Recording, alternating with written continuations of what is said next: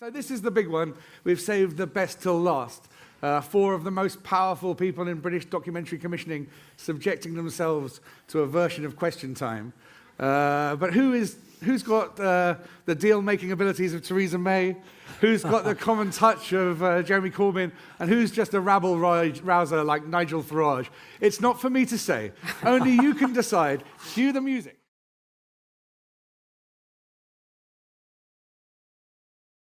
I love that bit. It's the main reason I do this session. And our first question comes from Carl Knights. Carl Knights, can we get a microphone to Carl Knights?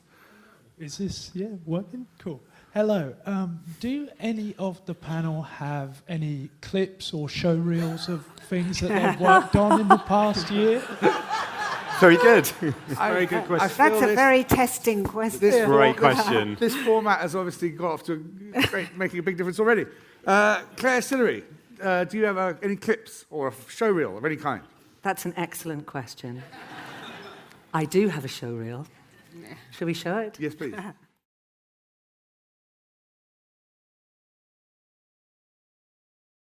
Before we get into some of the specifics. I suppose it's just the range. There's lots of opportunity, so you can see that there are access series, there are brands, there are sort of light constructs in there as well, like Chef's Brigade, and also lots of singles across the range, from authored singles, like the Nadia one, to new director singles, like Abused by My Girlfriend. So when you're pitching to us, you're pitching across 4 channels. So let's pick out a couple of them. So the forensics one was a bit of a hit for you this year. Yes. Do you want to tell us a bit about that? Are you looking for more of that? We are. I think we're recommissioning that. And I think the lesson for us in that was it was a 3-part series, for those of you who didn't see it. It went out on BBC Two, and it had a real science layer on it, science and forensic narrative. It was made by Blast, and it rated 2.5, I think it did, on the overnights. It did really well. It consolidated to 2.5, and a lot of iPlayer requests, and it skewed young. And I think it's that combination for BBC Two of it's got a driving narrative because it's got a crime narrative, but it's got a content layer. And I think that's one of the things that we might have been missing a little bit in our access docs. It's something I'm interested in looking at for Two, more content in them. Cool. And the Alaska one, tell us a little bit about that one. And Alaska, this is like an inspiration for... This is a filmmaker's passion project, really. So Ali Miller from America Starling Films in Belfast, she had some development money, I think 4, maybe longer, 4 years ago at least. It was a story that she really wanted to follow about a young girl called Ashley who was accused of murdering her own newborn baby, leaving the baby out in the cold to die. And Ali really wanted to follow this story, and she started following the story, and it grew and grew and grew, and then we thought, oh, maybe it's a feature doc. So she went off and got extra funding, and it became a feature doc, and then the story just kept on going. And the trial was suspended for a bit. So Ashley then had another baby and grew and grew. Anyway, we eventually, John Smith got involved as an exec, and Ali is now making that as a 5-part series for BBC Three. So it's just to say that if you have stories, that there are all sorts of shapes that those stories can take, and that, you know, we can be flexible about that and find, particularly on Three, the best shape for that story. Great. That's a great setting out of your stall. Let's move on to Joe Clinton-Davis. Should we play your show reel and then talk about it? Is that good? We could. Let's do that. Yeah, it's last year's show reel, so there are titles to add to it, but have a look for a flavour. Thank you very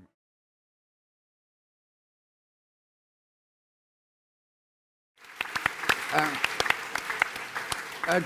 Great show reel, and great to have the viewing figures on it, I think. It always endears you to the other panellists doing that, I think. It's funny, I was watching these show reels last night in bed, prepping for the session. Yours must have got to me, because I had a dream that the Queen wanted to take her clothes off for charity, and well, there's she ended up on death row. Yeah, that's a commission. But to be serious, it's amazingly impressive viewing figures you have there. Well, Can we you tell have us a to bit about get that? view. I mean, actually, on that show reel, there isn't Gordon, Gino, and Fred, which did amazing figures. Bradley and Barney, Breaking Dad, Bradley and Son, Born Without Trace, and the amazing, exceptional 63 Up. So there are some sort of other fantastic But shows. it must be a kind of pressure commissioning factual when the bar's that high in terms of viewing figures. Do you feel that pressure, and how do you do it, and how would you advise people? Every single day, and I'd say go and get a private prescription for Valium. But the thing is that, of course you feel that pressure, but we are a commercial channel, so you have to think when you pitch to us about what is going to reach people, what is the sort of universality to the idea, the direct proposition, the sort of direct sell that you know you're going to watch. Often people pitch ideas that they think other people are going to watch, but what are you going to watch? Your family, your friends, the whole nation. What is that universal core that really appeals? And what's the idea that's going to make you feel and make you think? And what I actually love about this showreel, and I love commissioning for ITV, is that there is sort of real intelligence, but it's got an emotional heart. It's got this sort of every idea's got its connective tissue. It's about something. The Real Full Monty you come to as a show that's going to really entertain you, but it's actually about cancer. Harry's Heroes, which is another show that wasn't on the showreel, that did brilliantly for us. Piece of great factual entertainment. But it's about sort of, after they were famous, it's about the male relationship, it's about mental health. But we do these things in a way that we hope has that sort of, I was just watching that, a sort of tingle factor, if you like. And tingle factor and Valium. Yeah. It's got a lot of heart, and it's hugely entertaining. Kind of interesting seeing the Queen on there. I hope that showreel features in season 10 of The Crown. Well, we love the royal. We do a lot of royal documentaries because people are very interested in what I call the sort of, well, it's not the extraordinary ordinary. There's nothing ordinary about the royal family, but they are a sort of, it's an extraordinary world, like prisons are an extraordinary world. And if you can get access to a world that feels other, but sort of relatable, and peel it away. And what I say to people at ITV when they bring ideas to us is that think about those familiar worlds that, you know, is that instant sell that you can communicate directly. You say, yes, our Queen, or Diana, our mother, or the Queen's Green Planet, you know, and then you reveal things that people didn't know. And that's what makes a great show. Thank you very much for setting out your stall there. Brilliant. Let's come to Danny. Danny Horan, do you have a showreel? I do indeed. Does it have viewing figures on it? It's in a very, very small font to reflect the number of people we get watching our channel. In comparison to ITV. Let's play your showreel and have a look at it.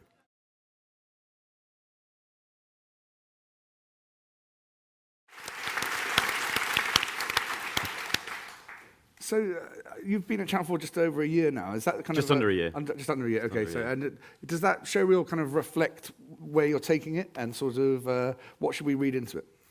Yeah, I think it does. I think it does a bit. I mean, I think all the big access stuff is, you know, some of that's ongoing, like 24 hours in police custody, 24 hours in A&E. So they're really good and a staple of 9 p.m. for us. But you know, criminal justice, and then we're doing a new series of Prison with Paddy Wivell inside a women's prison. That's coming out early next year. That definitely reflects the sort of the direction of travel, in the sense that we want to try and make sense of the more complicated world that I think Channel 4's probably done a bit less of in the last few years in documentaries.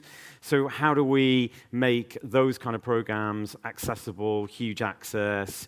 And criminal justice is a really good example of it, because that's massive multi-agency that we got into with parole board, probation, prison, etc. So it is. But I think the one thing that I'm desperate to do more of is more things that have got a proper attitude about them, in a way that we're doing this Jade Goody series, looking at the sort of... We're going to talk about that in a little bit. Yeah. But the thing about that is what it made me look back at some of the archive of Channel 4, of like even Big Brother, sort of 15 years ago, just made me think, God, there was a sort of wildness and an attitude that Channel 4 had that I think we're sort of lost a tiny bit. So how do we get that a bit more? So how do we get more attitude, more authored filmmakers, more stronger points of view making programs for us as well? And also have a bit more fun, like Drag SOS. Yeah, tell me about that, because that's an emotional, interesting scene. What is that? So Drag SOS is a 6-part series we've made with Summer Films, which is it's a group of drag queens who are based in Manchester, and they go to a different town or village every episode where they make over 2 or 3 people. Basically it's a makeover show. I mean, it's sort of a good version of Queer Eye. They go into a town, they make over 2, 3 people. It's about confidence. It's about, but it's just it's just a great vehicle for learning about communities, family life, and also getting diverse people on screen like drag queens, and that's really, really pleased with it. It's a brilliant series. It's great fun. Cool. Thanks for setting out your stall, Guy. Should we look at your show reel and talk about it? Seems like interesting times at Channel 5. Okay.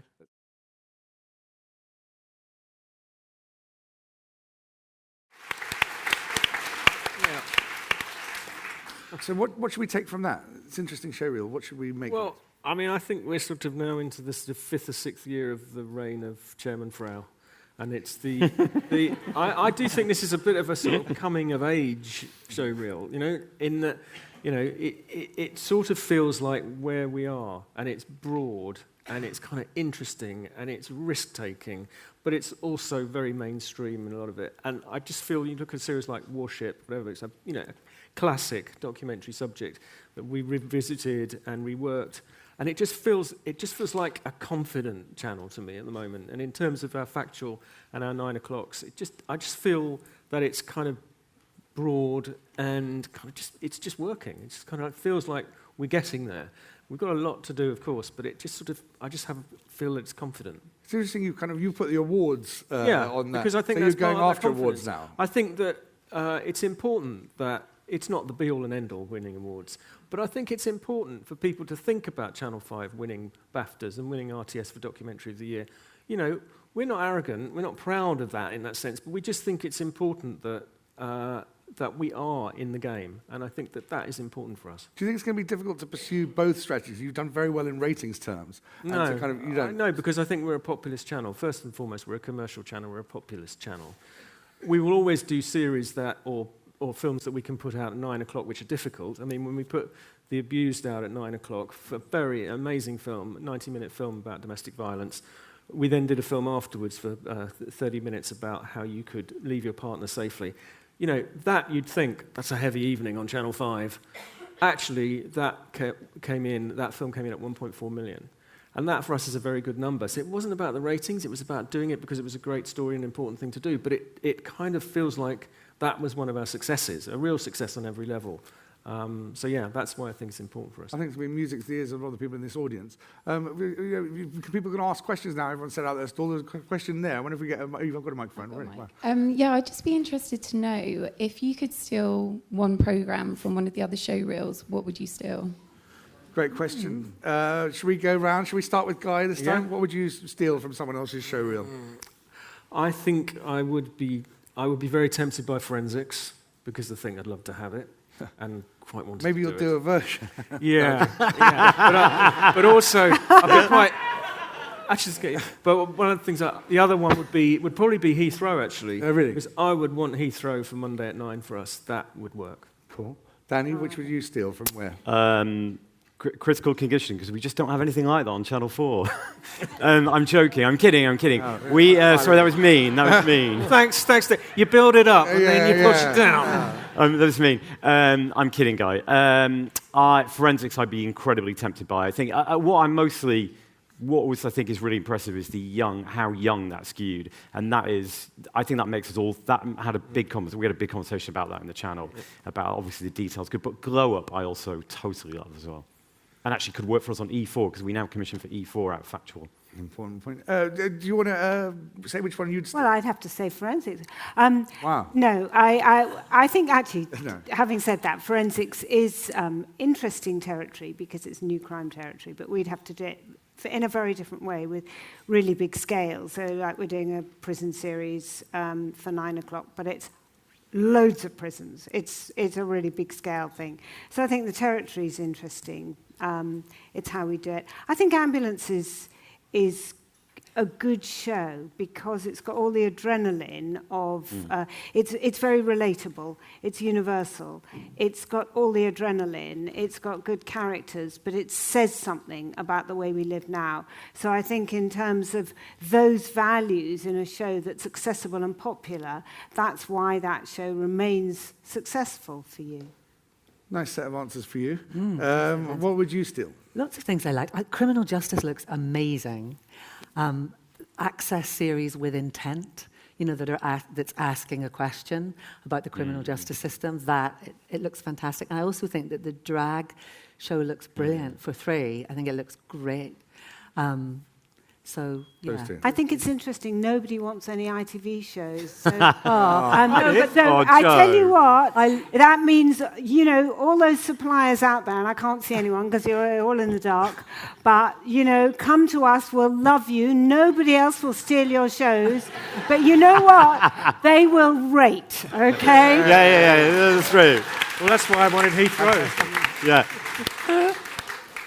I'll steal your show. Oh, He wanted, it's true, Guy wanted Heathrow. I wanted actually. Yeah. Let's go to... thanks. We love Heathrow, by the way, and it does amazingly well for us. And that's something about direct access, does what it says on the tin, and then delivers something surprising. So I'm glad you'd like it, but you can't have it. Right. Okay. We've got another question from our audience from Zina Oliani. Zina Oliani, can we get a microphone? Yes, I'm down here with Mike. Hi, thanks. So all commissioners seem to claim to take risks, but do you really? Can you give me an example of something genuinely risky that you've commissioned? Great question. Let's start with Danny Horan. I think it was probably quite risky of Channel 4 to appoint me as head of factual, frankly. So that's quite a big risk in itself. But there's a couple of, there's a bunch of stuff that I can't tell you about because we can't announce them yet. But I think 2 references, I suppose, is Criminal Justice is a series that has got almost nothing to do with me apart from in this stage of the process, which is all in the edit.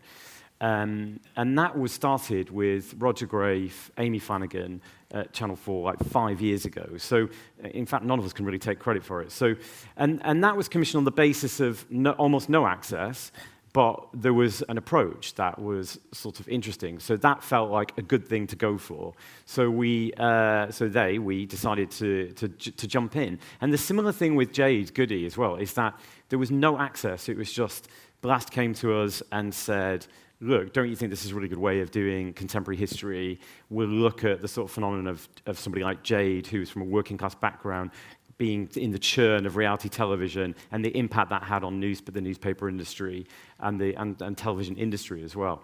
So I'd say that, and there's a lot more of that we've got coming down the line. I feel like I've dodged that a bit. No, let's go, Claire.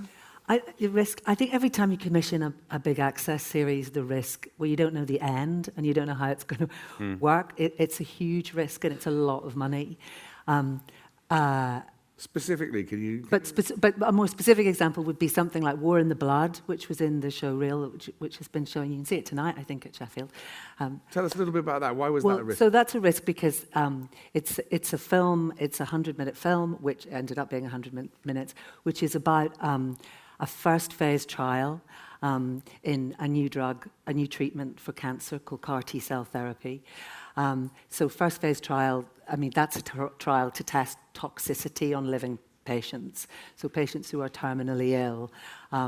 This is something that they can try in their last months to effectively give themselves to medicine.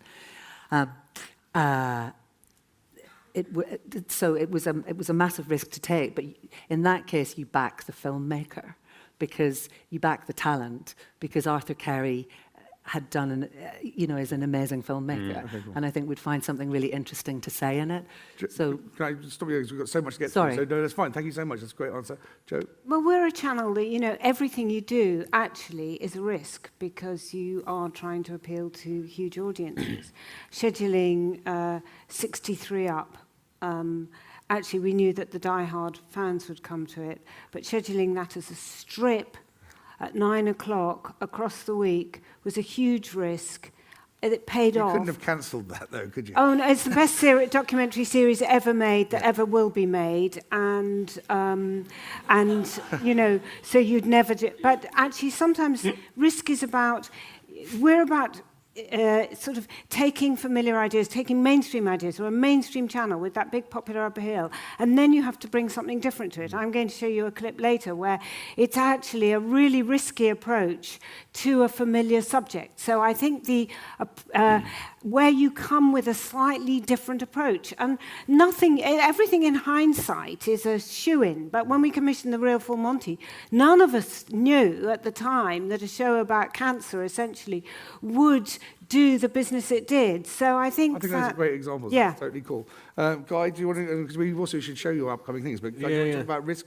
Yeah, I would say Critical Condition was a very risky commission in the sense that it's a medical show for 9 o'clock, but we deliberately went everywhere to not make it conventional. So no commentary. If this is for a Channel 5 audience, no commentary, no even real naming of characters, incredibly interesting way of cutting it and filming it. So it just felt very, very, very different for us. And I think I think it did turn the wheel a bit in the whole genre. I think people looked at, right, and it's on Channel 5. So it's sort of kind of something about that just felt a big risk for us. I mean, I think the thing you've brought in was also interesting in a different kind of way. We've asked everyone to bring in a clip of something in the pipeline that they're excited about coming forward. So maybe we could play your clip, Guy's clip of... do you want to introduce it, or should it speak for itself, does it?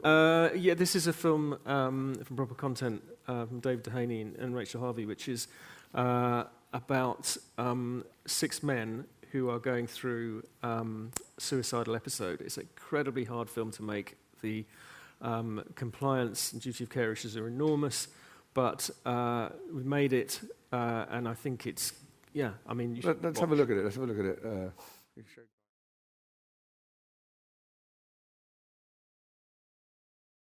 a tough watch. Amazing. Incredibly strong stuff and important subject. Is there anything else you'd like to add to it? I mean, obviously shows a kind of that direction of travel you were talking about. Yeah, we've done a number of 90-minute films, The Abused, The Accused, which just sort of feel very sort of gut feeling about something that is out there. And we've been talking about the suicide situation with men, and it just felt like, how can we do this? How can we do this in a way that is going to really be impactful?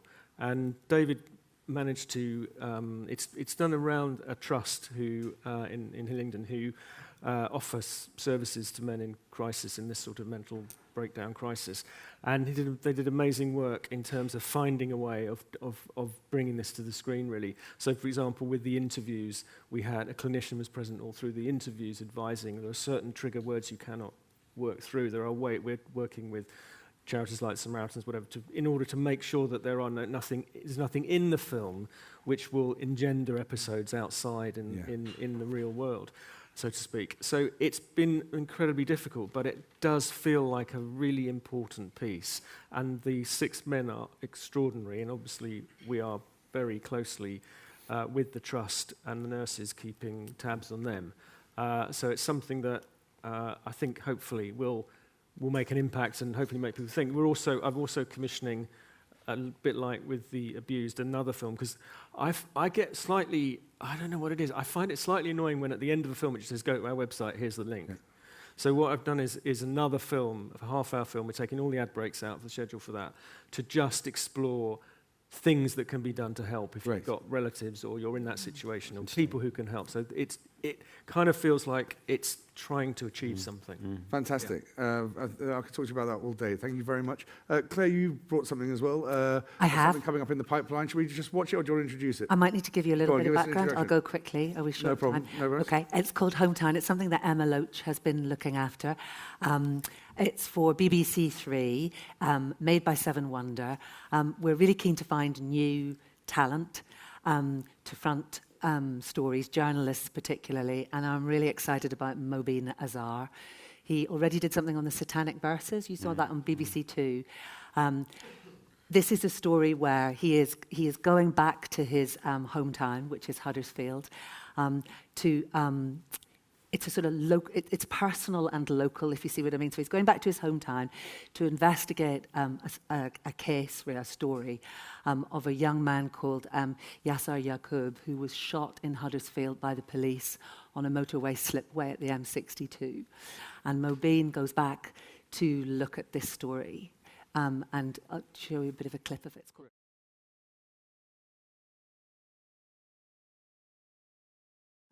There's something really interesting going on there with the kind of use of presenter. Do you want to talk a bit about that? Because I think it's a new road to drive into there. Yeah, as I said, it's deeply personal, and what is really interesting in it is that when Mobeen meets people in the street, they'll sort of go, "Oh, hi, I remember you. We went to school together."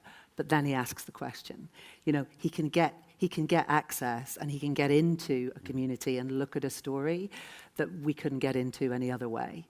And I think that's really fascinating. And also, I think that the personal element of it, that we all have a hometown, that there's something about it that gives you, and will give a young audience, hopefully, if you've made a current affairs film about drugs in Huddersfield, there wouldn't be the same way into it. You connect with it in a way that you look at the story in a different way. That's kind of an opportunity, isn't it, for a lot of kind of different kinds of filmmakers from across the country to, in a way, sort of put down roots into their own areas a bit. Exactly. And I think, you know, this is a 5x30 sort of serialized thing, as you could probably tell from the music. It has a bit of that in it. And so there's an opportunity for series in this as well. Right. But all you need is a story. Well, not all you need. Because Mobeen is a serious bit of talent. I think he has an amazing ability as a journalist. I don't think he's doing it because he wants to be on telly. I think he, you know, is really passionate about the story. So that's cool. Joe, you brought something that you've got coming up. Mm-hmm. Shall we play it, or do you want to introduce it? Very quickly,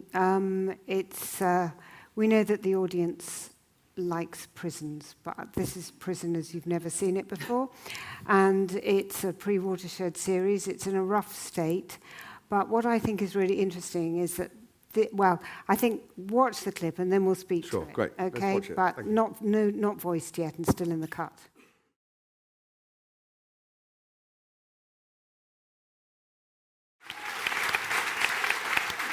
Really good. So I think this is an amazing piece of access from Amazing. Actually, Kate's looking after it. But what it says is that actually there's lots of humour. It's really hard to make documentaries with humour, but there's real purpose to it as well, because the governor who's running this prison has got some very interesting projects around rehabilitation and a philosophy and a vision.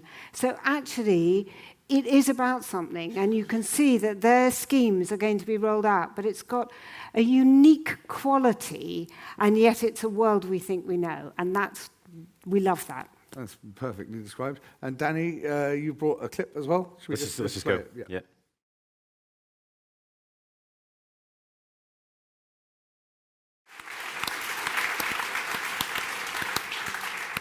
It looks amazing. The only thing I don't like is the Blast Films Presents. No, who do they think they are, eh? You would never do that, would you?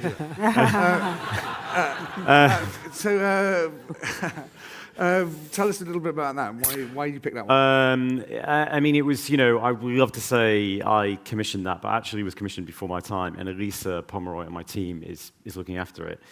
I chose it because I think, one, there's a bravery in it being a 3-part series that we're looking at whether we might strip that across 1 week, which is something Channel 4 doesn't often do. I think it captures, it's exactly what we're trying to do across Specialist Factual this as well. So we're trying to do contemporary history that actually, so it's not that long ago, so that's 30, 40 years we might go to, that gets a new type of audience into something. And I think that with the benefit of sort of time passing, enough time passing in hindsight, we can capture that moment that probably everyone in this room is probably old enough, or there's some younger people that might not remember it, but actually we all feel culpable in a way by the actions of the tabloids and the way that sort of our industry can treat people actually at times. And that's what the series gets into. I mean, I think what's great is that, often we go to biographies of sort of very, very famous people who have achieved, incredible things in society that we'll hold them up to, put them on a sort of pillar. But actually, somebody like Jade is equally, in lots of ways, as important. She was absolutely huge for a long period of time. It wasn't just in Big Brother. She did Celebrity Big Brother, she did Big Brother India, and so that period of time was she had extraordinary power and influence. I'm very, very proud of it, actually. Right. It's a very moving series. Great. Can't wait to see it. Questions from the audience. I feel we haven't brought enough of the audience in. Has anyone got a question? Do you want to stick your hands up if you've got a question? We'll get a microphone to you. Anyone want to ask anything? Yeah, there's a question there. Hi, I'm Jo from Broadcast. In the Fact Ent session earlier, they were talking more about using pilots to decide whether to commission stuff. I just wondered if any of you guys, is that like a growing thing of using pilots or even short form to decide whether something's worth taking on? Should we get a quick answer from everyone on that? Do you want to start? Not particularly. There's the odd thing that we've commissioned something and then wanted more of them, but not deliberately pilots. That is more a Fact Ent thing, I think. Some series I know have been grown from short form on BBC Three by entertainment. So I think it's quite random how it happens. If you see what I mean, it's not a policy that we have. Jo? Well, I mean, things that come with the taster tape that sell characters can be instrumental, like Hallam Prison in commissioning something. And sometimes you trust your gut, and I think it's more when it's a format. That's right, you want to just see how that lands, because that's more complicated. Danny? No. Generally no, occasionally with the format. Great. Another question? Any questions up there? Yes, question there. Man in the front row, the second one. Thank you. What's the biggest misconception about your channel? Great question. Oh, God, that's a good question. Biggest misconception about your channel. Should we start with you, Guy? Okay, I think there are three. That we don't do difficult, that we don't think really big, and that we're cheap, which we aren't. Okay. Three That's what I would say. misconceptions. A lot of That's it. misconceptions you're labouring under. Danny? I think in recent times, people think partly because Cutting Edge is not around anymore, we're not the home of a sort of authored filmmaker, single documentaries. We are trying to be again. I think that's the greatest misconception at the moment. Jo? I suppose that we're somehow not smart, that we're a bit dumbed down, and that it's just ITV, whereas actually I think if you look at all of our franchises, they've all got some real level of intelligence and meaningful content. And it's that layer of meaningful content and multi-layered and subverting stereotypes and all those complexities wrapped up in something really entertaining. And so we're not dumb, we are difficult, but in an entertaining way. Well, so how about, you've got a number of channels, but your department maybe? Yeah, I think that maybe people think we're a bit serious.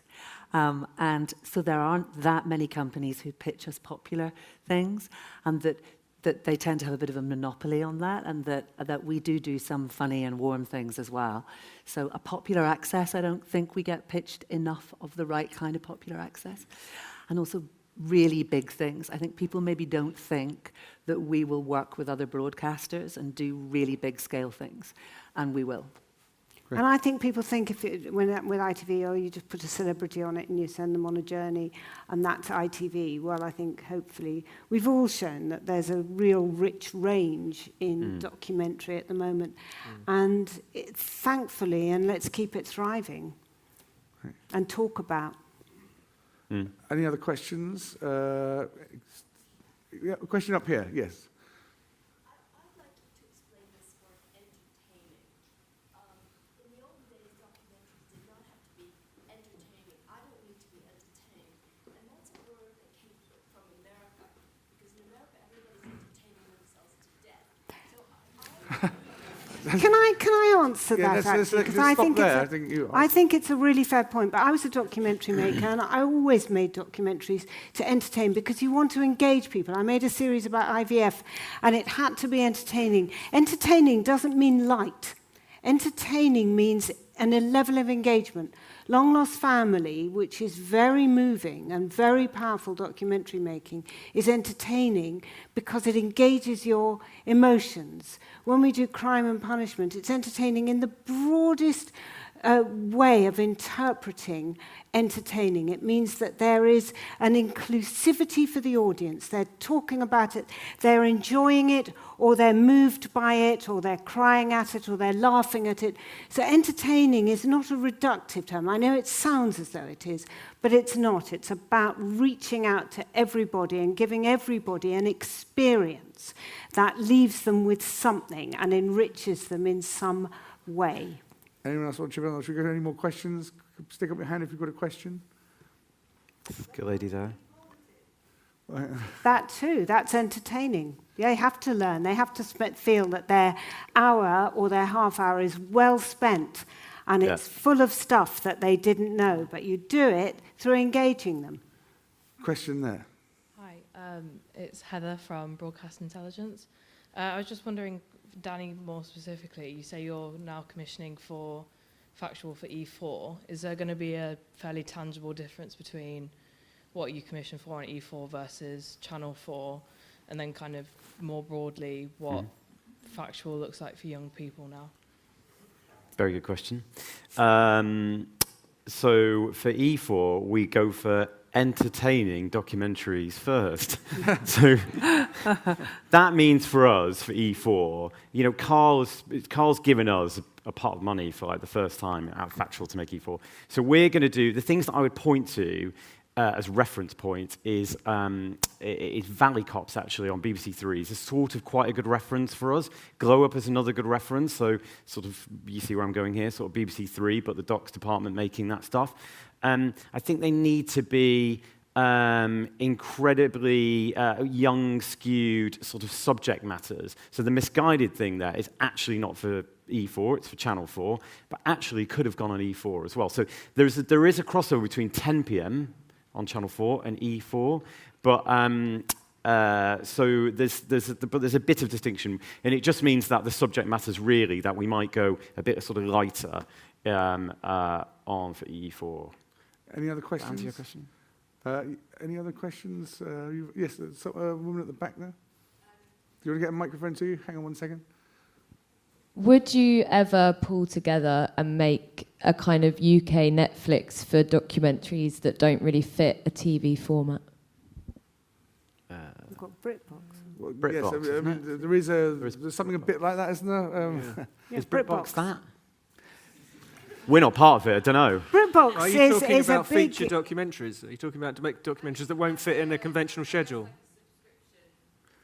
There are various forms of that, aren't there, in the pipeline? There's a collaboration, I think, between the... BBC. No. What was the question? ITN of Netflix. Are you scared of Netflix? Okay, that's a better question. Are you scared of Netflix? Quickly, who's scared of Netflix? There's a lot. I'm not. Guy Davies? No, he's not scared of Netflix. He's not scared of Netflix. Answer the question, no. Danny? To a degree. I mean, do you know what? Like 2 years ago, like when I was at the Beeb, there was a sort of thing going around, like they've got tons of money, like they commission like that, they're getting all the best documentary makers, and that was and getting editors and all that, and I think that felt quite scary. I don't feel that anymore. I'm not sure that's the case now.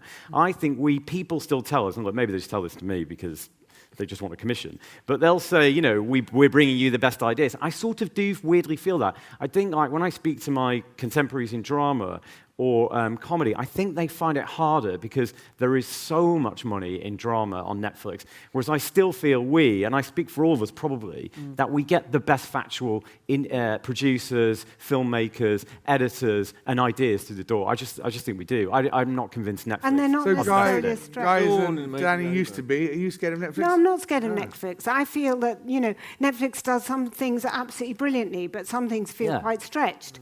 And actually, you can get a documentary on Fred and Rose West in 1 hour. You don't have to, which is full of content, intelligence layers, you know. And so, really actually, it's great that there is an environment that can embrace all forms of content, long form, short form, and whatever. And you know, there is BritBox as well, which is a curated streaming service that's being negotiated at the moment. So, I think there are things to learn from Netflix about young audiences, but in terms of what we commission, there's not that much overlap because we do a lot of big access brands, and Netflix don't commission that sort of present tense storytelling, observational storytelling in the UK.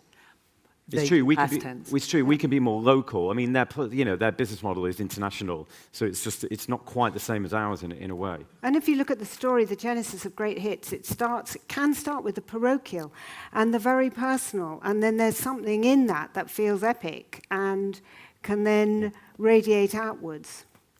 Another question. Does anyone want to pop up a hand for a question? Someone right up there. Can you just shout out? Or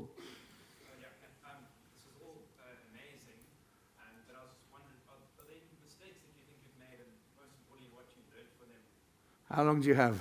Yeah. Yeah. Oh, God. Yes, go on quickly. So many. Say one of yours. Too many to put on. I don't have enough fingers, okay? We all make mistakes. We're all vulnerable. We've all taken risks that have failed, and you all learn from them.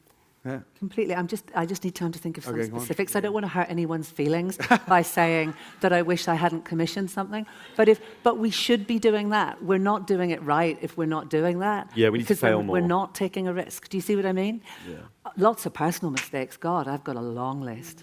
But I'll send you We're those holding a after. private therapy session afterwards. We'll be on the couch. Danny?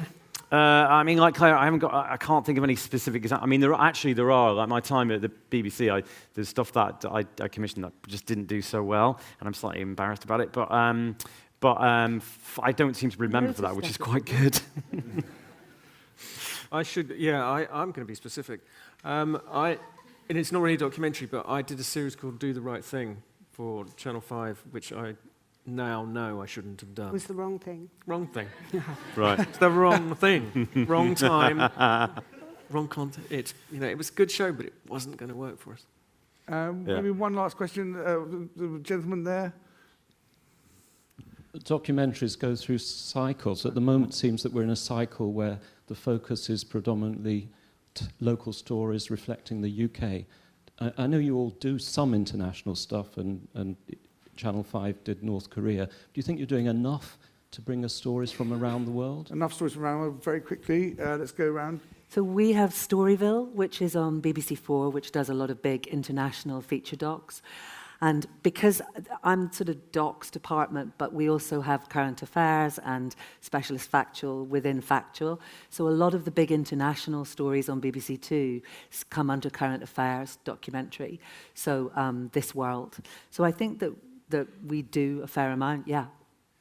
Joe? Well, we tend to do it through travelogue and through authors who go to around the world to far-flung places. So we've got a series with Judi Dench, for example, coming up in Borneo, which is an extraordinary place, her wild Borneo adventure, and she's amazing. And that you hope that you understand issues of the environment and ecology, but through her eyes in an experiential way. So we still do the world in a more mediated way. Danny? I think the quick answer is no, but we are doing more, and I think we're getting talent, famous faces to help us tell those stories, because that's, traditionally on Channel 4, they're just hard to get numbers to them. So that's one thing we're doing. But like the BBC, we've got an incredibly strong current affairs department that makes Unreported World that does tell international stories.